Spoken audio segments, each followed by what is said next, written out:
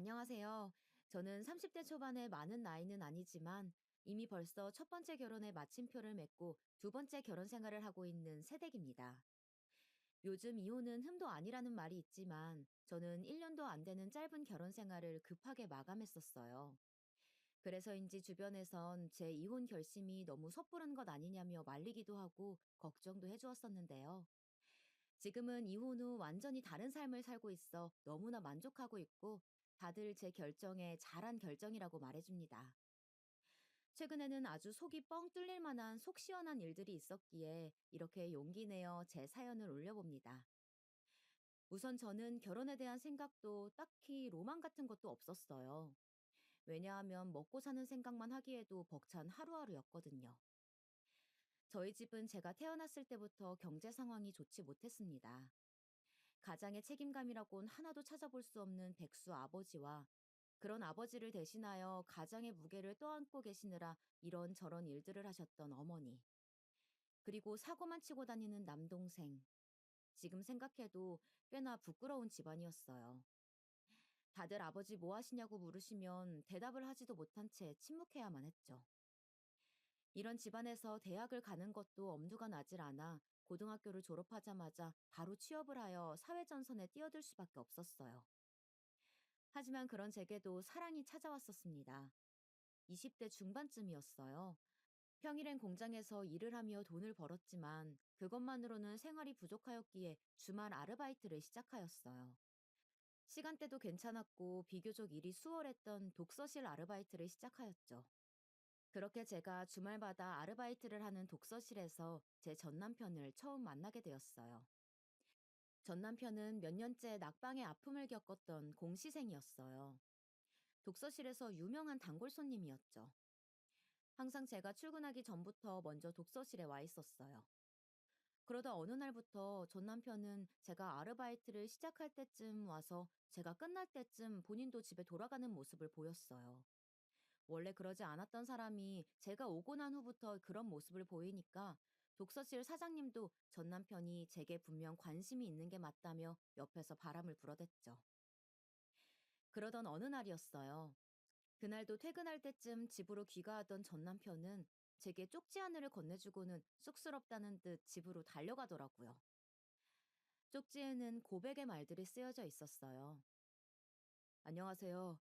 저의 이런 고백이 갑작스러우시겠지만 첫눈에 반했습니다. 그쪽을 본 순간부터 공부에 집중도 안 되고 자꾸 그쪽 생각만 납니다. 비록 보잘것없는 공시생이지만 이런 저라도 괜찮으시다면 한번 제가 밥 한 끼 대접해 드려도 될까요? 그리곤 쪽지 끝에는 본인 연락처를 남겨놓고는 일하다 힘든 게 있으면 자기한테 연락을 하라고 추신을 써놨었어요. 전 그런 전 남편의 모습이 그땐 꽤 귀여워 보였어요. 소심하지만 진심이 느껴졌었고, 이후로 저는 전 남편과 연락을 하며 지냈답니다. 당시 전 남편의 행동은 하나하나 모두 조심스러워 보였어요. 작은 나비를 조심스레 잡으려는 듯 제게 대하는 태도 하나하나가 조심스럽고 섬세했죠. 이런 숫기 없고 소심하던 전 남편이 오히려 제겐 귀엽고 호감으로 다가왔어요.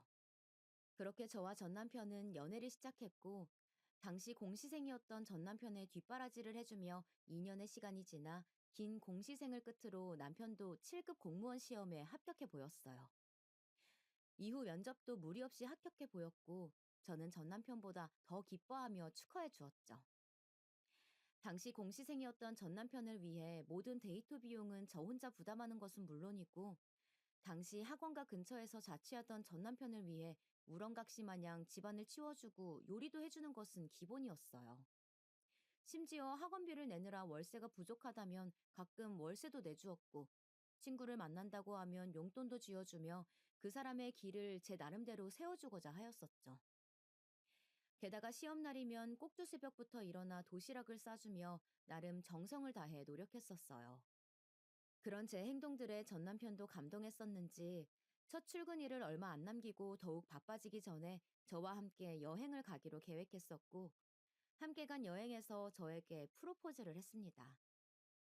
전 남편은 다 쓰러져가는 친정집을 보고도 이러한 환경 속에서 엇나가지 않고 이렇게 잘 자라주어 고맙다며 예쁜 말들을 담아 제게 작은 감동을 주었었고, 연애를 하는 내내 사랑받고 있다는 느낌을 받았기에 저는 흔쾌히 프로포즈를 승낙했어요. 그리고는 얼마 지나지 않아 전 남편의 부모님을 만나 뵈러 갔었죠. 저희 집안에 비하면 전 남편의 집안은 평범했습니다. 오랜 시간 회사 생활을 하고 계셨던 전 시아버님과 전업주부로 계셨던 전 시어머님, 그리고 대학생이었던 전 남편의 여동생까지 콩가루와 같은 저희 집안에 비하면 꽤 평화롭고 여유로운 집안이었어요. 심지어 공무원이었던 전 남편의 직업에 비해 저는 작은 공장을 다니던 공순위에 지나지 않았기에 저와 전 남편의 결혼을 반대했었습니다. 예상했던 반응이었기에 크게 놀라진 않았어요. 전 남편은 어려운 공시생 시기를 저로 인해 버틸 수 있었고, 저의 뒷바라지로 본인이 공무원 시험에도 합격해 보일 수 있었다며 제발 저와의 결혼을 허락해달라고 진심을 다해 전 시부모님께 허락을 바랬었죠. 그렇게 전 남편의 몇 번의 설득 끝에 겨우 결혼을 허락받아 저는 전 남편에게 시집을 가게 되었던 것이었습니다. 그것이 제 인생에 있어 크나큰 실수였다는 걸 얼마 지나지 않아 깨달을 수 있었어요. 시댁은 제가 시집을 가자마자 일을 관두기를 바랬어요. 요즘 맞벌이 하는 집이 많다지만 자기 아들은 공무원이나 되는데 제 직업이 공순이라는 걸 다른 누군가에게 말하기가 창피하다면서 말이에요. 전 남편은 사회초년생과 같은 이제 막 공무원이 된 사람이었지만 저는 그래도 6년이 넘게 공장에서 일하면서 대단하지는 않지만 제 나름의 커리어를 쌓고 있다고 생각했는데 그렇게 제 직업도 무시를 당하는 것 같아 기분이 좋지는 않았어요. 하지만 전 시댁에서 하라는 대로 할 수밖에 없었죠. 신혼집을 마련하는 데 큰 도움을 주었거든요. 남편도 일을 시작한 지 얼마 안 되었었고, 저 또한 집안 형편이 좋지 않았기에 집을 구하는 게 어려웠었어요. 그래도 나름 지금껏 일하면서 조금씩이나마 모은 돈으로 신혼 살림을 제 스스로 마련하였고, 혼수를 여자 집에서 하는 경우가 많았기에 이 정도면 시댁에서도 무시하지 않고 충분하다 해주겠거니 생각했어요. 하지만 제 예상과는 달리 시댁에선 제가 시집가는 그날부터 고졸 출신의 집안이 가난하다는 이유로 저를 천대하고 무시하는 일이 잦았습니다. 하루는 시집간 지 얼마 안 되어서 맞이한 명절이었어요. 시댁에서 먼저 말을 하진 않았지만 워낙 저를 마음에 들어하지 않는다는 걸 알았기에 알아서 명절 전날 꼭두 새벽부터 시댁으로 달려가 전을 부치고 여러 음식들을 준비하였어요. 그렇게 노력하는 제 모습에도 뭐가 그리 마음에 들지 않는지 시어머님은 음식의 간을 보더니 간이 싱겁다는 등 타박이 끊이지 않았죠. 그리고 저보다 어린 시누이 눈치를 보아야 했어요. 낮 12시가 지나도 일어나지 않는 시누이를 깨워달란 시모의 말에 저는 시누 방으로 가 조심스레 시누를 흔들어 깨웠죠. 아가씨, 벌써 낮 12시가 지났어요. 어머님이 이제 일어나시래요. 그러자 신우는 온갖 짜증을 내며 제 손을 세게 탁 치곤 말하더라고요. 아, 좀 새언니! 아, 고졸이라 눈치가 없는 거예요? 아, 아니면 원래 성격이 눈치 없는 성격인 건가? 저 요즘 취업 준비하느라 바쁜 거 몰라요? 아, 좀 더 잘 거니까 깨우지 말아요. 알겠어요? 신우는 취업이 되지 않아 대학교 졸업도 계속 유예한 채 취업 준비에만 몰두하고 있었죠. 그런데 이 대목에서 왜 제 학력이 거론돼야 하는지 알 수 없었어요. 저는 할 수 없이 도로 방에서 나와 시모에게 그 말을 전했더니 시모는 신우의 늦잠까지 전부 제 탓인 것 마냥 말하더라고요. 너는 애 좀 깨우라는데 그것도 못하고 뭐 하는 거니? 아, 이래서 집안에 사람이 잘 들어와야 모든 일이 잘 풀린다는데 어디서 근본도 없는 애가 들어와서 집안을 다 망치네. 아유. 이내 전 시어머니는 혀를 차며 신우 방으로 갔고 시모의 짜증 섞인 목소리에 신우도 일어나 보였죠.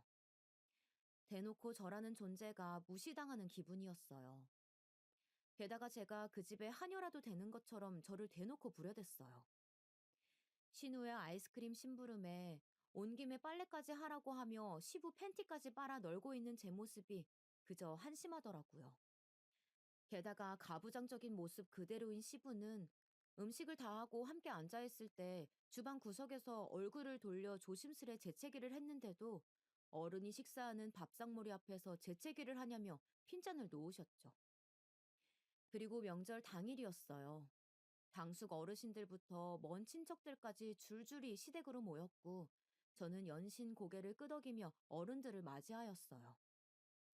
집이 넓은 것도 아니었기에 금세 집안은 온 친척들로 북적였고, 전 여기저기 불려대는 바람에 정신이 하나도 없었어요. 크게 벌어진 술상에 그 누구도 거드는 사람 없이 저 혼자 뛰어다니기 바빴고, 자리에 앉아 세차게 다리를 흔들어대며 얄밉게 과일을 먹던 신우는 고의인지 실수인지 제 다리를 거는 바람에 소주잔과 잔들을 들고 가던 저는 그만 엎어져 버렸고, 소주병과 소주잔들은 모두 깨져 여기저기 유리파편이 튀고 말았어요. 그 모습을 보던 시어머니는 사람들이 다 보는 앞에서 저를 꾸짖기 바빴답니다. 너는 이제 하다하다 그깟 술도 제대로 못 들고 가 그걸 다 깨먹니? 저 잔들 내가 얼마나 아끼는 잔들인데 다 깨서 어쩌냔 말이야. 도대체 뭐 하나 제대로 하는 게 하나도 없어. 어쩜 하나부터 열까지 모두 마음에 안 드는 것만 골라서 하는지 모르겠다. 부모가 도대체 자식 교육을 어떻게 시킨 건지. 이래서 집안을 보고 사람을 들이고 싶었던 건데. 아휴, 얼른 싹 다 깨끗이 치우고 주변에 유리 한 톨 박히지 않게 방바닥 깨끗하게 닦아놔. 알겠어? 시모의 말에 친척 식구들은 도와주는 사람도 하나 없이 모두 수군거리기 바빴어요. 심지어 남편마저도 그런 광경을 지켜보면서 남의 일인 것 마냥 신경 쓰지도 않은 채 안주만 집어먹고 있더군요. 전 남편은 저와 결혼하기 전까지만 해도 결혼만 하면 모든 제 소원을 다 들어줄 것처럼 굴었고, 어떤 일이든 제 편이 되어줄 것처럼 말하더니 막상 결혼하니 정반대가 되어버리더라고요. 이래서 남편이 남의 편의 줄임말이라고 하는구나 싶었어요. 그리고 그때 그 명절 연휴엔 막상 친정 엄마에겐 안부 전화로만 그치고 친정집엔 한 발자국도 가질 못했어요. 그렇게 친척들이 모두 집에 간 후에 저는 뒷정리하기에 바빴고, 수북히 쌓여있는 설거지거리를 보며 시모와 신우는 이 설거지 하나라도 남김없이 다 하고 가라며 얄밉게 굴었죠. 그렇게 전 몰래 눈물을 훔치며 결혼하고 처음 맞이하는 명절을 보냈어요. 원체 결혼 전부터 시댁이 저희 집안을 업신여기고 저를 무시했던 것을 알았기에 이해하려 했습니다. 저희 집안도 가난한 편이 맞았고 신혼집조차 시댁에서 마련해 주었으니 말이에요. 웬만하면 이혼은 생각하고 싶지 않았어요. 그럼에도 제가 결혼을 끝내고자 마음먹은 것은 다름 아닌 전 남편 때문이었어요. 어느 순간부터 전 남편은 점점 회식을 빙자한 술자리가 늘어났고, 아무리 늦어도 집에는 꼬박 들어오던 전 남편은 아예 외박을 해 보였어요. 이유는 회식이 늦어져 동기 친구네에서 자고 간다는 게 전부였죠. 그래도 늦으면 늦는다, 집에 못 들어가니 먼저 자라, 이런 연락들을 미리 해주었기에 그것 또한 믿고 넘어갔습니다. 아무리 옷에 한껏 여자 향수 냄새가 묻어 있어도 회사 동료가 뿌린 향수 냄새가 묻은 것 같다는 남편의 되도 않는 변명을 그저 믿으면서 말이에요. 의심이 가지 않았던 것은 아니었지만 그 당시 저는 그저 믿고 싶었던 것이 아니었을까 싶네요. 그런데 이후에는 하다하다 연락도 없이 외박을 해 보이더라고요. 토요일이라 출근을 하지 않는 날이었고, 남편 놈은 오후가 되어서야 조심스레 집으로 들어왔어요. 뜬 눈으로 밤을 지새운 저는 소파에서 팔짱을 낀 채 전 남편에서 어디 갔다 이제야 들어왔냐고 물었죠. 그랬더니 되레 제게 화를 내며 말하더라고요. 아, 뭘 그리 꼬치꼬치 캐물어. 회식이 길어져서 동기 친구네서 자고 온 거야. 무슨 공무원이 회식이 그렇게 많아? 동기 친구 누구네서 자고 온 건데? 당신 지금 나 의심해? 친구 동환이네서 자고 왔다. 됐냐? 그렇게 크게 화를 내더니 저 들으란 듯 문을 쾅 닫고 들어가던 전 남편에게 전에 났던 그 여자 향수 냄새가 똑같이 풍겼고, 제 의심은 더욱 커져만 갔어요. 그리고 제 의심은 현실이 되어 갔었답니다. 그날 전 남편은 씻으러 화장실로 들어갔고, 침대 위에 셔츠를 아무렇게나 벗어놓아 그 셔츠를 정리하려고 집어들었는데 손목 부분에 웬 여자 립스틱 같은 게 묻어 있었어요. 저는 당장 셔츠를 들고 들어가서 이게 뭐냐고 묻고 싶었지만 또다시 이런저런 변명을 해댈 것 같아 확실한 물증을 잡아야겠다 싶었어요. 그러다 제 눈에 띈 게 있었으니 바로 충전기를 꽂은 채 무방비한 상태에 있던 전 남편의 핸드폰이었죠. 쉽게 열리지 않을 거라 생각했는데 역시나 핸드폰은 패턴으로 잠겨 있었고 워낙 복잡한 거를 싫어한다는 것을 알기에 단순한 패턴으로 맞춰봤더니 4번 만에 성공하여 판도라의 상자와 같은 핸드폰을 열 수 있었어요. 전 떨리는 손으로 행여나 뭐라도 하나 잘못 누를까 하나하나 조심스레 누르며 확인을 해보았죠. 그리고 그 안은 아주 가관이었습니다. 주로 쓰는 메신저를 확인하니 같은 동기 여직원과 나눈 대화가 아주 눈꼴 시려 못 봐주겠더라고요. 결혼 후 저에겐 한 번도 하지 않았던 사랑한다는 말을 그 여자 직원에게 아주 쉽게 내뱉었고 그 여자 직원도 사랑한다며 서로 진한 애정을 주고받고 있었죠. 그리고 남편이 늦게 들어오거나 외박을 한 날은 그 여자 직원과 함께 있었더라고요. 숙박업소 예약 어플을 통해 그렇게 외박한 날마다 저는 한 번도 가지 못한 고급 호텔에 데려간 내역이 그대로 찍혀 있었고, 호텔에서 함께 가운을 입고 찍은 사진들을 메신저로 주고받고 있었어요. 그리고 그 상간녀의 정체는 사진을 보자마자 알 수 있었어요. 상간녀인 여직원은 저와 전 남편의 결혼식에도 온 적이 있는 직원이었죠. 어이가 없어 기가 차 말이 안 나왔어요. 심지어는 그 여직원에게 비싼 명품백도 선물했더라고요. 그 여직원은 그 명품백 사진을 본인 얼굴도 나오게 함께 찍어 남편에게 보내며 너무 고맙고 사랑한단 말들을 늘어놓았고, 전 그 메신저를 확인하여 바로 알 수 있었어요. 지금껏 제가 받아본 선물이라곤 연애 당시 받았던 편지 몇 장과 초라한 장미 한 송이 같은 것들이 전부였고, 그나마 감 나갔던 선물은 프로포즈 때 받았던 반지가 다였죠. 게다가 결혼한 후론 선물이라곤 받아본 적이 한 번도 없었고요. 남편의 이중성과 그 상황에 저는 그저 너무나 역겹고 헛구역질이 나오더라고요. 결혼한 남자를 꼬신 그 여자나 집에서 살림하는 조강지 쳐버리고 바람을 피우는 남편놈이나 도저히 용서할 수가 없었죠. 하지만 드라마나 영화에서만 나오는 그런 남에게만 일어날 일일 줄 알았던 일들이 제게 일어나니 도저히 어떻게 대처해야 할지 모르겠더라고요. 그렇게 생각에 잠겨 있는 사이 곧 남편이 화장실에서 나오는 소리가 들려 급하게 핸드폰을 내려놨어요. 혹시라도 제가 핸드폰을 봤다는 사실이 들킬까 심장이 너무나도 빨리 뛰더라고요. 한편으로는 당장이라도 핸드폰을 들이밀며 화를 내고 가증스런 남편의 얼굴을 2번 다시 보고 싶지 않았지만 일단 마음을 침착하게 먹고 이 외도 사실을 확실하게 증거로 잡아야겠다 싶었죠. 이 집안에서 제 편은 아무도 없다는 것을 너무나도 잘 알았거든요. 그렇게 남편이 자고 있을 틈을 타 핸드폰을 다시 열어 그 메신저 내용과 사진들을 제 핸드폰으로 찍었어요.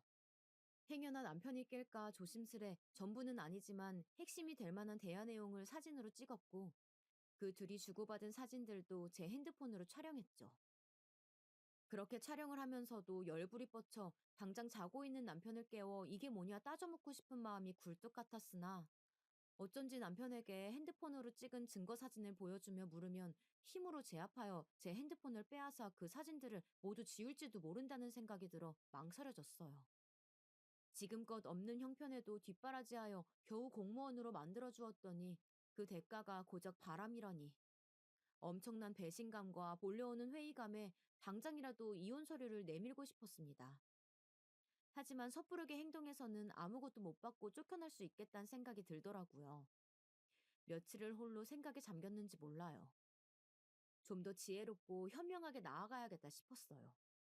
하지만 딱히 생각되는 방안도 없었고, 일단 시댁에는 알려야겠다 싶어 그 증거들을 갖고 시댁으로 가 전 남편의 외도 사실을 알렸고, 전 시부모님도 증거 사진들을 보더니 당황해하는 듯 보였죠. 그리고 전 바로 이혼이라는 2글자를 입에 올렸어요. 그러나 이내 들려오는 시모의 말은 제 예상을 모두 빗나가고 말았죠. 아니, 도대체 네가 어떻게 행동했으면 이 순진한 애가 바람을 핀다니? 너 행여나 우리 집에 위자료 같은 걸 원해서 이혼하겠다고 하는 거면 꿈도 꾸지 마라. 네가 지금껏 우리 동훈이가 벌어오는 돈으로 먹고 살았으면 됐지. 너한텐 한 푼도 못 주니까 솔직히 네가 잘했으면 우리 착한 동훈이가 바람필 리가 있었겠니? 그러니 이 일은 너한테도 책임이 있는 게야. 알겠어? 남편의 바람도 제 탓으로 돌리는 시모의 어이없는 말들을 끝으로 시부도 입을 열었어요. 그래, 아가. 남자가 밖에서 일을 하다 보면 잠시 한눈을 팔 수도 있는 거지. 이혼이라니. 결혼한 지 얼마나 되었다고 이혼이라는 말을 입 밖으로 꺼낼 수가 있어? 자고로 부부란 상대의 잘못도 보듬어 줄 수 있어야 하는 게다. 그러니 다시 한번 생각해 주려무나. 동훈이한테는 이 시애비가 잘 말해보마. 남자가 밖에서 일을 하다 보면 한눈을 팔 수 있다니. 시모에 이어 시부의 입에서 나온 말들도 하나같이 제 뒷골을 때리는 말들이었어요. 이런 집안에서 제가 잠시라도 살았다는 것이 소름 끼치고 당장이라도 이 집안을 나오고 싶다는 맘뿐이었죠. 믿었던 남편의 배신과 오로지 남편의 편만 드는 시댁 식구들. 저는 이러한 사람들을 제치고 앞으로 어찌해야 할지 도저히 가늠이 안 가더라고요. 그렇게 시댁을 빠져나와 집으로 돌아가야 할지 고민을 하고 있던 찰나 학창 시절 때부터 친하게 지냈던 친구에게 오랜만에 전화가 왔어요. 한 달에 한 번씩은 꼭 안부를 물어오던 친구였는데 참 신기하게도 제가 힘들 때마다 연락을 해오곤 했어요. 현지야, 잘 지내? 요즘 통 소식이 없길래 오랜만에 전화해봤어. 어, 너도 잘 지내지? 정말 오랜만이다. 그러게. 어, 근데 현주, 너 목소리가 왜 그래? 울었어? 답답하기만 한 현실에 저도 모르게 눈물이 흘러나왔는지 울먹거리는 목소리로 통화를 하였고, 그걸 바로 캐치해내는 제 친구였어요. 저는 잠시 머뭇거리다가 솔직하게 지금 제가 처한 현실을 토해냈고, 제 얘기를 들은 친구는 저보다도 더 화를 내보였죠. 현주, 너는 너무 착해서 탈이야. 그런 꼴을 왜 가만히 보고 있어? 나였으면 당장 네 남편 일하는 구청에 찾아가서 그 상간녀랑 함께 다 까발려주고 다신 얼굴 못 들이미게 해줬을 텐데. 어쩌겠다고 시댁에 가서 더 속만 끓이고 온 거야. 내가 다 속상하다. 친구의 말에는 진심이 담겨져 있었어요. 그 말을 듣는데 더 울컥하더라고요. 결국 울음을 참지 못한 저는 전화기를 붙잡고 집을 가는 버스 안에서 눈물을 흘렸습니다. 친구도 제 울음소리를 들었는지 수화기 너머나마 저를 위로해 주었고, 제 사정을 너무나도 잘 아는 친구는 저를 배려하여 친구 남편이 사무장으로 있는 변호사 사무실을 소개해 주었습니다. 덕분에 저는 제대로 이혼 절차를 밟기로 하였어요. 그래서 저는 곧장 친구가 알려준 주소로 가 변호사님을 뵙기로 했어요. 도착한 변호사 사무실 문을 여니 사무장으로 있던 친구 남편이 저를 알아보고 반갑게 맞이해 주었어요. 안녕하세요, 현주 씨. 오늘 오신다는 얘기는 와이프 통해서 전해 듣고 변호사님한테 대략 말씀은 드려놨어요. 지금 변호사님 먼저 오신 분 아직 상담 중이셔서 잠시만 여기서 기다려주세요. 그렇게 친구 남편은 친절하게 변호사실 앞에 있는 작은 대기 공간으로 안내해 주었고 그곳에 앉아 기다렸죠. 그러다 상담이 끝났는지 변호사실에서 사람들이 나왔어요. 그리고 변호사님이 제 이름을 불렀죠. 저도 앉아있던 소파에서 일어났고 변호사실 쪽으로 걸어가는데 앞에 있던 남성 한 분이 저를 보더니 저를 아는 듯 물었어요. 어, 혹시 이현주? 너 현주니? 누구시죠? 저를 아시나요? 나야, 승재. 어안이 벙벙했어요. 누군가 봤더니 유년 시절 때부터 같은 동네에서 함께 자전거도 타고 서로 집도 드나들며 누구보다 친하게 지냈던 동네 친구였어요. 오랜 소꿉친구를 이런 곳에서 만날 줄은 꿈에도 몰랐는데 놀라웠죠. 게다가 친구는 전에 제가 알던 꼬질꼬질한 모습들은 전혀 없었고 못 알아볼 정도로 멋있어져 있었거든요. 승재구나. 너 너무 멋있어졌다. 못 알아볼 뻔했어. 근데 한국엔 어쩐 일이야? 미국에서 돌아온 거야? 그렇게 됐어. 그나저나 너를 여기서 볼 줄은 몰랐는데 너무 반갑다. 이렇게 오랜만에 만난 것도 인연인데, 너 상담 끝나면 밥이나 먹을래? 상담 끝날 때까지 요 앞 카페에서 기다릴게. 저는 친구에게 알겠다고 말하고는 변호사실로 들어갔어요. 이 친구는 제 유년 시절을 함께한 그 누구보다 가까웠던 친구였어요. 그러다 16살 때쯤 친구의 부모님이 사고로 돌아가시게 되었고, 제 나름의 최선을 다해 친구를 위로해주기 바빴어요. 항상 웃음기 가득하던 친구는 그 이후로 미소를 잃어갔고, 그런 친구에게 웃음을 되찾아주려 노력했었죠. 하지만 친구는 부모님의 장례를 마친 지 며칠 안 되었을 때 미국에 사시는 할머니의 할아버지의 부름으로 갑작스레 미국으로 이민을 가게 되었고, 이후론 이메일만 간신히 주고받다 서로 각자의 생활에 지쳐가게 되어 어느 순간부터 연락이 완전히 끊겼었죠. 그렇게 오랜 세월이 흐른 뒤에 저와 그 친구가 이곳 변호사 사무실에서 우연히 만나게 된 것이었어요. 마치 영화의 한 장면처럼 말이에요. 그 광경을 지켜봤던 변호사님도 변호사실로 들어가 앉아 있는 저에게 물었어요. 아까 오 대표님이랑은 아시는 사이신가 봐요? 오 대표님이요? 혹시 승재를 말하는 건가요? 멀끔한 차림에 부티나는 모습까지 잘 자랐을 거라 생각은 했지만 대표가 되었을 줄은 몰랐는데 어느덧 오랜 제 친구는 정말 멋있는 사람이 되어 있었죠. 조심스레 변호사님께 친구가 이곳에 온 이유를 물었더니 다른 문제는 아니고 회사 문제로 온 거라고 하더라고요. 친구는 일이 멋있게 자랐는데 저는 젊은 나이에 이혼으로 이곳에 왔다는 사실에 비교가 되며 자존감이 조금씩 떨어졌죠. 하지만 그런 생각도 잠시 괜한 자격지심에 스스로를 갉아먹는 짓은 그만하자 생각하며 제 일에 집중하기로 하였어요. 변호사님에게 제가 찍어낸 증거 사진들을 보여주고 제 얘기를 하였어요.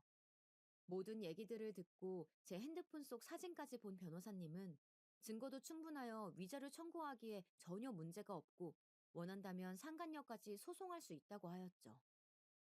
홀로 이 상황을 어찌 대처해야 하나 막막하기만 했는데 이제야 길이 보이는 듯 싶었어요. 그렇게 긍정적인 상담을 마치곤 친구가 기다리고 있는 카페로 향했어요. 친구는 카페에 들어서는 제게 손을 흔들어 보였고 저도 친구가 있는 곳으로 들어가 앉았죠. 그리고 전 그 친구와 오랜만에 긴 대화들을 나누었어요. 비록 연락이 끊긴 지는 오래되었지만 제 유년 시절과 중학교 때까지 10년이 넘는 세월을 함께한 소꿉친구로 신기하리만큼 오랜만에 만나도 어색한 느낌이 없었어요. 오히려 가족을 만난 것처럼 편하고 좋았죠. 그래서인지 친정집에도 말 못한 제 속사정까지 모두 털어놓게 되었어요. 남편을 어떻게 만난 건지, 이후 시댁에서 저한테 어떻게 굴었는지, 그리고 지금 그 남편이 직장 동료와 바람을 펴서 이혼을 준비한다는 얘기까지 전부 말이에요. 물론 친구도 제게 지금까지 있었던 일들을 모두 말해 주었고요. 친구는 부모님이 돌아가신 지 얼마 안 되어 미국으로 떠나 미국에서 적응하느라 힘들었다고 합니다. 인종차별로 학교에선 손가락질에 욕을 하는 친구도 있었다고 해요. 그러다 적응을 할 때쯤 할머니가 병으로 돌아가시고 몇 년 후에는 할머니를 그리워하시던 할아버지마저 돌아가셨다고 하더라고요. 그러다 부모님이 남겨놓은 재산과 할머니, 할아버지 유산까지 모두 물려받아 어린 나이에 꽤나 많은 돈을 쥐게 되었고 그걸로 작은 사업을 시작한 것이 꽤나 번창하게 되었다고 해요. 물론 처음부터 성공한 것은 아니라고 해요. 몇 번 실패를 맛보며 좌절도 하였지만 다시 일어나 도전했다고 해요. 그러면서 저도 좋은 일이 있을 거라며 포기하지 말라는 위로를 건네주더라고요. 저는 그런 친구에게 고맙다 말하였고 친구는 웃으며 답하였어요. 고맙기는 친구 좋다는 게 뭐냐? 비록 우리가 연락을 안 한 지 꽤 오랜 시간이 지났지만 반대로 우리가 알고 지낸 세월이 얼만데. 그리고 우리 부모님 돌아가셨을 때 계속 장례식장에서 정신 못 차리고 있는 나를 도와준 건 너밖에 없었어. 그런 너한테 난 항상 고마웠고. 우리 이럴 게 아니고 밥이나 먹자. 오랜만에 만났는데 내가 살게. 그때 마침 원수 같은 남편에게 전화가 왔어요. 타이밍도 참 기가 막혔죠. 거세게 울려대는 핸드폰 진동음에 친구는 전화를 받으라 하였고, 저는 친구에게 미안하단 말을 남기고 카페 밖으로 나가 전화를 받았어요. 당신 지금 어디야? 당장 집으로 튀어와! 전화를 받자마자 소리를 고래고래 지른 남편 놈은 그렇게 집으로 오란 말만 남기곤 전화를 뚝 끊어버렸어요. 그렇게 전 카페로 다시 돌아가 친구에게 밥 먹자는 제안을 정중히 거절하였죠. 미안하지만 밥은 다음에 먹어야겠다. 내가 집을 비운 지가 오래돼서 이만 들어가 봐야 할 것 같아. 그래. 시간이 늦긴 했네. 오늘 만나서 반가웠어. 이거 내 명함이야. 다음에 무슨 일 있으면 또 연락하고 조심히 들어가. 친구는 그렇게 제게 명함을 건네주었고 짧았지만 많은 얘기가 오고 갔던 그 자리를 파하였습니다. 그리고 집으로 들어가니 소파에 앉아있던 남편이 씩씩대며 저를 보고 소리쳐 묻더라고요. 엄마랑 아빠한테 얘기 들었어. 당신 도대체 언제부터 알고 있던 거야? 다 알면서 지금껏 모른 척 나랑 계속 지내고 있었던 거야? 그리고 내 대화 내용은 어떻게 당신 핸드폰에 있는 거야? 나 몰래 내 핸드폰 뒤지기라도 한 거야? 아, 당신 그렇게 소름 끼치는 여자였어? 시부모님에게 연락을 받은 건지 제가 본인이 바람을 피고 있다는 사실을 알고 있었고 심지어는 증거 사진까지 갖고 있었다는 걸 알고 있더라고요. 그리고 전 남편의 반응은 한결같이 제 모든 예상을 비껴나갔어요. 일반적인 상식을 갖고 있는 사람에겐 통하지 않는 이기적인 대화법이었죠. 본인의 잘못엔 한치의 미안함 따윈 없었어요. 오히려 제게 소름 끼치다 하는 이 남자에게 정말로 오만정이 모두 떨어지고 말았죠. 이제는 더 이상 휘둘리지 말아야겠다 생각했고 더욱 당당한 목소리로 말했어요. 누가 누구 보고 소름 끼치다는 거야? 적반하장도 유분수지. 무릎 꿇고 빌어도 모자랄 판에 나 그냥 못 넘어가. 당신뿐만 아니라 그 여직원까지 모조리 소송할 거니까 그리 알라고. 제 말에 남편은 제가 무슨 수로 소송할 거냐며 콧방귀를 끼어대더라고요. 제가 형편이 어려운 걸 알고 아는 변호사라고는 아무도 없는 거라고만 생각하는데 싶었어요. 하지만 그것은 모두 착각이라는 걸 그로부터 며칠이 채 지나지 않아 보여줄 수 있었죠. 저는 그날부로 별거를 시작했고 전 남편과 함께 살던 집을 나와 친정집에 들어간 저는 차근차근 이혼 소송을 준비 중이었어요. 그렇게 뒤늦게 소장을 받았는지 남편에게도 연락이 왔어요. 그제야 미안하다면서 말이에요. 그리고 심지어는 전 시댁 식구들까지도 제가 있는 친정집까지 찾아왔었답니다. 다짜고짜 배를 거세게 눌러 문을 열어주었더니 맨 앞에 있던 전 시부가 말했어요. 아가, 소송이라니. 아무리 동훈이가 잘못을 저질렀다고 해도 서로 재판까지 해가며 얼굴을 붉혀야겠니?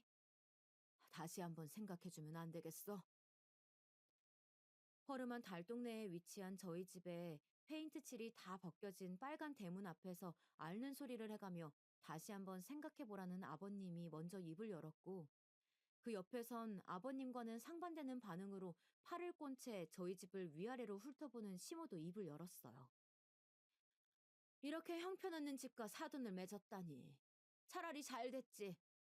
근데 이거 위자료 받으려고 이 집 식구들이랑 짜고 친 거 아니야? 우리 동훈이가 정말 바람핀 게 맞는 거야? 돈 때문에 거짓말하는 건지 알 수가 있어야지 원. 아이, 당신도 참 그걸 지금 말이라고. 여기까지 와서도 정신 못 차리고 입을 나불대던 시모를 옆에서 나무라는 시부였죠. 그리고 그 뒤에서 그 광경을 지켜보던 시누이도 얄미운 소리로 제 속을 더 긁어놨어요. 엄마 말이 맞아요. 진짜 저 새언니가 일부러 계획하고 우리 오빠 꼬셔서 만난 건지 어떻게 알겠어요. 아, 이런 집에서 돈 되는 거라면 못할 게 뭐가 있나 싶은데. 집 꼬라지 하고는. 소름 돋아. 집에 바퀴벌레들이 막 기어다닐 것만 같은데. 난 죽으면 죽었지. 이런 집에선 절대 못 살아. 저희 집안을 눈을 굴려가며 훑어대더니 기겁을 하며 이런 집에선 죽어도 못 산다 하는 신우이의 머리채를 당장이라도 잡아 끌고 싶은 걸 겨우 참아냈어요. 그리고 이 얘기들을 언제부터 듣고 있던 건지 집안에 있던 친정엄마가 나와 소리쳤죠. 당신들이 이곳이 어디라고 와서 행패야. 무릎 꿇고 싹싹 빌어도 모자랄 판에 지금 당신네 아들이 바람핀 걸 우리 현주 탓을 왜 해? 당장 소금 뿌리기 전에 나가! 그 작은 동네가 순식간에 소란스러워졌고 지나가는 주민들은 한 번씩 친정집 앞에 있는 시댁 식구들을 바라보며 쑥덕거렸어요. 그제야 창피한 걸 느꼈는지 차 안으로 들어가더니 쌩 가버리더라고요. 그리고 그걸 지켜보던 친정엄마는 제 손을 잡으며 안으로 들어가자 하였어요. 변호사를 만나고 온 그날 남편에게 대차게 이혼을 말하곤 짐을 싸 곧장 친정집으로 왔었죠. 결혼 후에 처음 와본 친정집이었어요. 오랜만에 본 친정 식구들도 큰 변화는 없었어요. 친정 아빠는 여전히 백수 상태로 놀고 먹기를 전전하였고 남편의 외도 소식에도 남일처럼 크게 신경을 안 쓰는 듯 보였죠. 남동생은 어딜 그리 싸돌아다니는지 한 집에 살면서도 얼굴 보기 힘들었고 그나마 저를 위로해 주었던 것은 친정 엄마였죠. 그리고 저는 이제 제 인생을 살아야겠다 싶은 마음에 직장을 구하려 알아보고 있었어요. 하지만 경력이 단절된지라 쉽지는 않았었죠. 그래도 이혼은 문제없이 진행되었어요. 증거도 확실하였고 변호사님도 신경을 써주고 있었기에 한시름 놓고 제 일을 보며 다닐 수 있었죠. 그리고 전 남편과 함께 상간녀 소송도 진행하고 있었어요. 저와 전 남편의 결혼식에도 온 전례가 있었기에 변호사님은 소송 제기에도 전혀 문제가 없다고 하였었죠.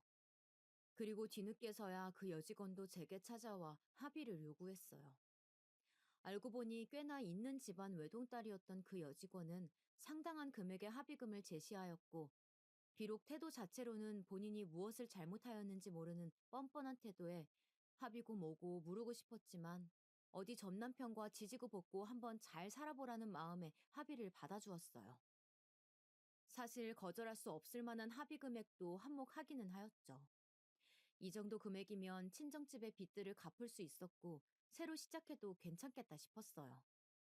그렇게 모든 일이 원만하게 풀려가고 있던 어느 날이었어요. 어디선가 걸려온 전화를 받던 친정엄마는 놀라더니 정신없이 집 밖으로 나갔어요. 신발도 짝짝이로 신은 채 달려가 택시를 잡는 듯 보였죠. 저는 그런 엄마를 붙잡고 왜 그러는지 물었고, 엄마의 말에 저 또한 너무나도 놀래 손이 떨렸어요. 다름 아닌 동생의 교통사고 소식이었어요. 어디서 사고 치지 않을까 전전긍긍했던 동생은 가족들에게 아무 말도 없이 언제부턴가 오토바이로 배달 일을 했다고 합니다. 그러다 졸음운전을 하던 화물트럭에 치이고 말았고 저 멀리 날아가 현장에서 즉사를 했다는 참담한 소식이었습니다. 장례를 치르는 동안에 친정 부모님은 모두 제정신이 아니셨어요. 친정 엄마는 하루 종일 동생의 영정사진을 부여잡으며 울부짖었고 친정 아빠는 입을 꾹 다문 채 허공만 응시하고 있었어요. 저라도 정신 똑바로 차리고 동생의 마지막 순간을 문제없이 보내주어야겠다 싶었어요. 그런데 도저히 혼자로선 벅차더라고요. 저희 집이 친척이 많은 집도 아니었고 집안 형편이 좋았던 것도 아니었기에 장례식장은 꽤나 한적했어요. 근조 화환도 몇 없어 식장 앞도 횡했죠.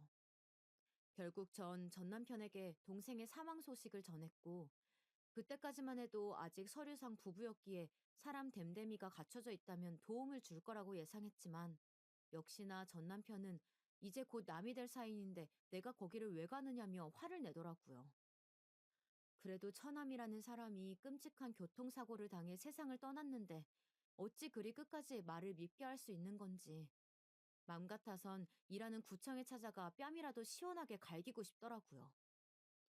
그날 이후 전 남편에게는 증오만 남았고 무슨 일이 있어도 제가 받을 수 있는 위자료는 다 받아내야겠다 싶었어요. 그렇게 화만 돋게 된 전화를 끊고 문득 오랜만에 만났던 친구가 생각나 지갑에서 전에 받았던 명함을 꺼내 연락해 봤어요. 그리고 친구는 제 전화를 받고는 한달음에 달려와 주었고 제 동생과도 친분이 있었던지라 친구도 함께 애도하며 동생의 죽음을 슬퍼해 주었었죠. 그리고 친구가 보내준 화환들이 앞을 빼곡하게 채워주었고 친구의 아는 지인들로 장례식장도 곧 북적였죠. 가장 힘들던 순간을 옆에서 지켜주던 친구에게 너무나도 고마웠어요.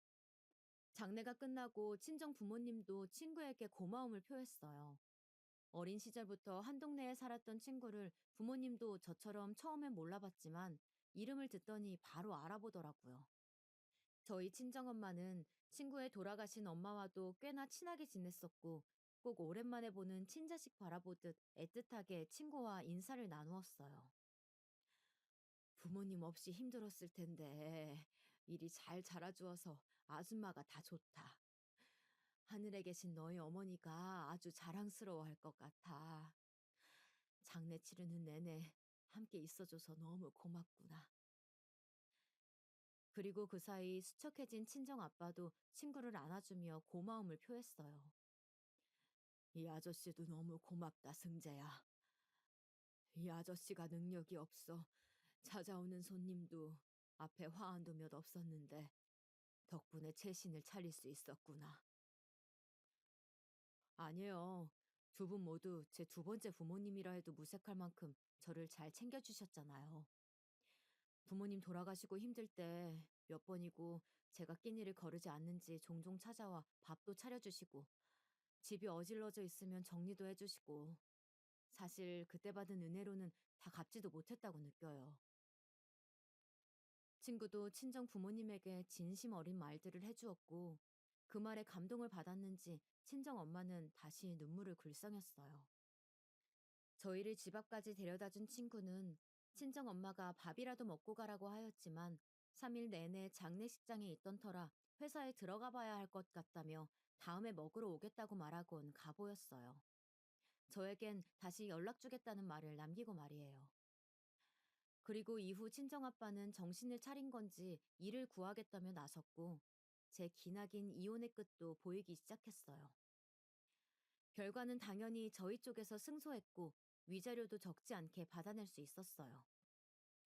이렇게 제 원만한 이혼을 도와준 변호사님과 친구 남편인 사무장님, 그리고 친구까지 모두에게 고맙다 말하였고 변호사 선임비와는 별개로 작은 표시로 소정의 사례도 해주었죠.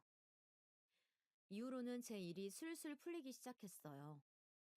제가 받은 위자료와 합의금, 그리고 동생의 사망보험금과 동생을 사망에 이르게 한 화물트럭 운전자 측에서 전해준 보험금 등으로 저희 집은 빚을 갚고도 친정 부모님이 작은 가게를 차릴 수 있을 만한 금액이 남았고, 친정 아빠도 일을 구해보겠다고 나서긴 했지만 일을 오래 쉰 터라 경력에 비해 나이가 많았기에 쉽지 않았어요. 그나마 이런저런 아르바이트를 하며 해오곤 했는데 자존심을 굽혀가는 모습을 더 이상 보기가 힘들더라고요. 그래서 제가 부모님에게 가게라도 차려주고 싶었어요. 지금껏 친정엄마는 남의 식당에서 일해주기만 하였는데 항상 그런 모습이 딸로서 보기가 짠했었거든요. 그리고 그 부분은 제 멋진 친구가 도와주겠다고 하였어요. 알고 보니 본인 회사가 입주해 있는 건물의 건물주이기도 하였던 친구는 그 건물 1층에 마침 남는 상가 자리가 있다며 그 자리를 저희 부모님에게 권리금 없이 월세도 시세보다 훨씬 저렴하게 내주기로 하였고, 그렇게 친구의 배려를 받아 친정 부모님은 작은 식당을 하나 내게 되었답니다. 그리고 친구와는 동생의 장례식 이후로 종종 연락해 밥도 먹고 영화도 보며 많은 시간을 함께했고, 그러다 보니 어느 순간부터 오랜 친구로서 갖고 있는 편안함뿐만 아니라 남자로서 느껴지는 설레이는 감정까지 갖게 되었어요. 이혼한 지 얼마 안 된 여자였기에 그 감정을 숨기며 지내고 있었죠. 그러던 어느 날이었어요. 평소와 같이 데이트와 같은 시간들을 보내고 집에 데려다 주겠다며 차에 올라타는데 차 안쪽에 숨겨 있던 꽃다발을 건네주며 말하더라고요. 현주야, 너는 알고 있었는지 모르겠는데 나 어렸을 때부터 너를 좋아했었어. 부모님 돌아가시고 제일 힘들었을 때 내 곁에 있어준 너에게 고맙고, 한편으로는 네가 너무 좋은데 그때는 어리기도 했고 너에 비해 내가 한참 부족해 보여서 이런 내 마음을 전할 수가 없었어. 나중에 더 멋진 사람이 되면 고백하자고 몇 번은 다짐했는지 몰라. 아직도 너에게 부족한 사람일지는 모르지만 내가 행복하게 해줄게. 우리 정식으로 만나자. 친구의 그날 그 고백은 아직도 선명하게 기억에 남아요. 로맨틱한 무드 속에 진심이 담긴 완벽한 고백이었다고 생각합니다. 저는 친구에게 전혀 부족하지 않다고 오히려 과분하다며 긍정의 표시로 답하였고, 그날 이후로 저는 친구와 교제를 시작하였고 1년의 연애 끝에 다시 재혼까지 하게 되었습니다. 전 남편의 배신 이후로 또다시 누군가를 만나 함께 살 수 있을까 싶었는데 그에 대한 해답을 생각보다 일찍 찾을 수 있었던 것 같아요. 오래 돌고 돌아 진짜 제 임자를 만난 거죠. 남편은 프로포즈마저 완벽했어요. 처음 타보는 유람선 위에서 하늘 위로 터지는 불꽃까지 하나의 동화 같았어요. 한쪽 무릎을 꿇고 결혼해 달라고 하는 남편의 청혼을 어찌 거절할 수 있었을까요? 이런 이벤트에 대한 로망은 전혀 없었는데 받고 나니 여자로서 정말 사랑받고 있다는 느낌도 들고 너무 좋더라고요. 그리고 제가 재혼인 점과 여러 부분들을 고려하여 결혼식은 과감하게 생략하기로 하였어요. 대신 남편이 어렸을 적 일찍 생을 마감하신 시부모님이 안치되어 있는 납골 땅으로 가 인사를 드리는 걸로 끝냈답니다. 그렇게 조용히 저와 남편은 신혼생활을 즐길 수 있었습니다. 그리고 결혼식은 생략하였어도 신혼여행은 가기로 하였어요. 의미 있는 곳에서 신혼여행을 즐기고 싶어 남편이 잠시 머물렀던 미국으로 떠났고 그곳에 묘지에 안치되어 있는 시조부모님을 만나 뵙고 인사를 드렸고 남편이 생활했던 곳에서 지난 흔적들을 찾아다니며 웃고 떠들던 즐거운 신혼여행도 마쳤답니다. 이후 전처럼 주부로만 지내기는 싫었던 저는 제 스스로 돈벌이를 찾아 생활에 보탬이 되고 싶었어요. 물론 남편이 벌어오는 것만으로도 벅찼지만 말이에요. 무슨 일을 하는 것이 좋을까 고민이 많았죠. 그러다 남편이 좋은 제안을 하나 하였어요. 남편의 회사 건물을 관리해주는 건물 관리인으로 일해보는 게 어떻겠냐는 제안이었죠. 나는 여보가 그냥 지금까지 많이 고생했으니까 좀 맘 편하게 쉬었으면 좋겠는데 굳이 일을 하고 싶다고 하니까 그럼 우리 회사 건물 관리인으로 일해볼래? 마침 일하던 관리인이 부모님 부양한다고 지방으로 내려가야 한대서 사람 구하려고 했거든. 건물의 경비 아저씨하고 청소하시는 이모님들 급여나 전체적인 업무 관리한다 생각하면 되는데, 그리고 세입자들한테 월세 받는 날만 제대로 들어왔는지 확인해주고 간단하게 회의록 정도 작성해주는 건데 할 수 있겠어? 좋은 제안인 것 같았어요. 마침 남편도 사람이 필요했던 거고, 제가 남편에게 이렇게나마 도움이 되었으면 좋겠다 싶었죠. 저는 그렇게 남편의 제안을 받아들였고, 남편도 직원들에게 시켜 관리실의 방을 리모델링하여 제 자리를 새로 꾸려주겠다고 유난이었죠. 그렇게 며칠의 시간이 흘러 저는 남편과 함께 출근을 하였고, 그 건물에는 저희 친정 부모님도 식당을 하고 있었기에 일석이조였죠. 10시에 출근하여 5시에 퇴근을 하였고 남편에게 정당하게 급여도 받고 있답니다. 그렇게 몇 달의 시간이 흘러 해가 바뀌었어요. 전 남편의 소식을 들은 건 없지만 딱히 궁금하지도 않았고 현재 제 삶에 너무나도 만족하며 살고 있기에 아픔도 조금씩 치유가 되어가고 있었죠. 그러다 뜻밖의 공간에서 뜻밖의 사람들을 만났습니다. 청소 이모님 한 분이 병가를 내시는 바람에 그 자리를 대신하여 제가 대신 살짝 일을 봐주고 있던 날이었어요. 그렇게 1층 로비 바닥을 걸레질을 하고 있는데 저희 남편 회사에 볼 일이라도 있는 건지 전 시모와 시누이가 남편 회사 이름을 부르며 들어오는 게 아니겠습니까? 그렇게 안으로 들어온 둘은 걸레질을 하고 있는 저를 보며 비웃으며 말하더라고요. 꼴 좋다. 역시 할 줄 아는 게 그것뿐이지? 그러게 위자료 왕창 뜯어가서 뭐 하나 했더니 고작 청소부라니. 하긴 집에 빚 갚느라 바빴겠지. 인사는 고사하고 사람의 겉모습만 보고 자기들 멋대로 판단하는 꼬락서니에 어이가 없어 하던 걸레질을 멈추고 그 둘에게 다가가던 그때였어요. 건물 1층 카페에 새들어 사는 사람이 나타나 저를 부르자 얼굴이 새파랗게 질리더라고요. 어머 사모님, 여기에서 왜 걸레질을 하고 계세요? 그리고 저는 그 둘에게 다 들리게끔 큰 소리로 답했죠. 아, 청소 이모 한 분이 오늘 병가를 내셨거든요. 그래도 저희 남편 건물인데 제가 이럴 때 도와야 하지 않겠어요? 아, 맞다. 여기 건물주님이 맨 위층에 오 대표님이시죠? 오 대표님께 올해도 월세 동결해 주셔서 너무너무 감사드린다고 전해주세요. 네, 그럼 쉬엄쉬엄 하시고 오후에 저희 카페 오시면 제가 커피 한 잔 대접해 드릴게요, 사모님. 남편의 건물은 한 층에 꽤 넓은 평수를 자랑하는 5층짜리 건물이었고, 그중 5층 전체만 남편의 회사에서 사용하고 있었기에 맨 위층에 오 대표님이라고 하면 바로 저희 남편 회사를 연상시킬 수 있었죠. 그리고 그 세입자분의 말에 뒤늦게 상황 파악이 된 건지 전 시모와 시누이는 새파랗게 질린 얼굴 그대로 그 건물을 나와 도망가더라고요.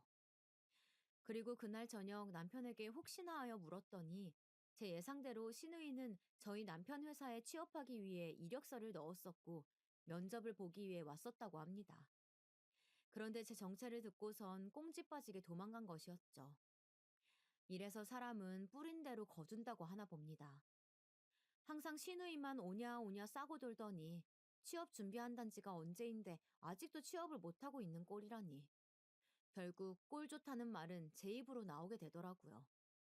당연히 면접 시간에 제때 나오지 않았던 전 신우는 자동 탈락이 되었고, 며칠 후 제게 손님이 찾아왔다며 경비 아저씨께서 제가 일하는 관리실 방문을 두드렸고, 누군가 하여 문을 열었더니 그곳에는 전 시모와 전 시누이가 함께 있었습니다.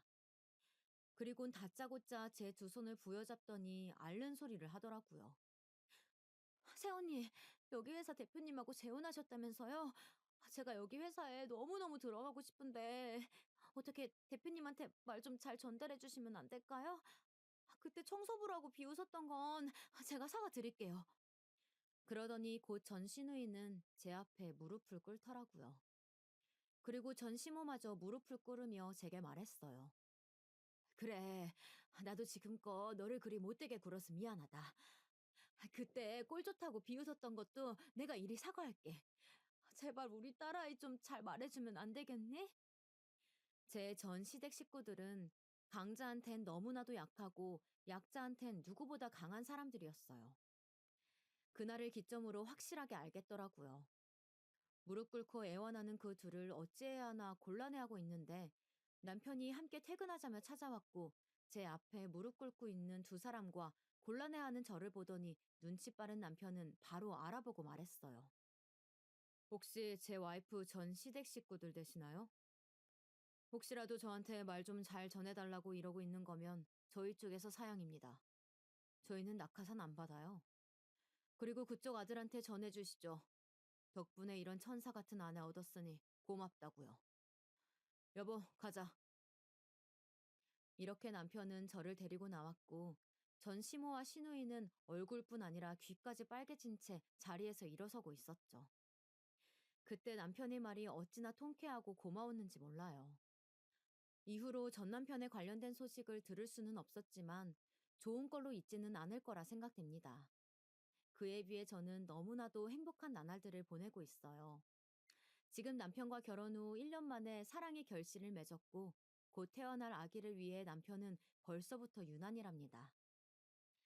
제 사연을 읽어주신 분들 중에선 제 물러터진 성격 때문에 답답하다 느끼시던 분들도 계셨을 테고 잘 되었다며 축하해 주시는 분들도 있으리라 생각됩니다. 저는 지금 그 누구보다 잘 살고 있으니 앞으로의 제 삶을 축복해 주시는 분들이 많았으면 좋겠다는 바람도 있는데요. 제 사연을 읽어주신 모든 분들에게도 축복이 가득하기를 바라며 저는 이만 사연을 마치도록 할게요. 그럼 지금까지 제 긴 사연을 들어주셔서 감사합니다.